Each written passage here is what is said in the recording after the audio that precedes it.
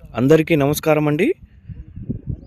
ఈ వీడియోలో మీకు అడవి దొండాకు అంటే ఈ అడవి దొండ ద్వారా మనం ఏ విధంగా ఫలితాలు ఉన్నాయంటే, ఈ అడవి దొండాకుని ఎండబెట్టి దీనిని చూర్ణం తయారు చేస్తే మనం ఎవరినైతే ఇష్టపడుతున్నామో వారిని ఖచ్చితంగా మన వైపు తిప్పుకోవటం జరుగుతుంది. అలాగే ఈ ఆకుతోనే లిక్విడ్ కూడా తయారవుతుందండి.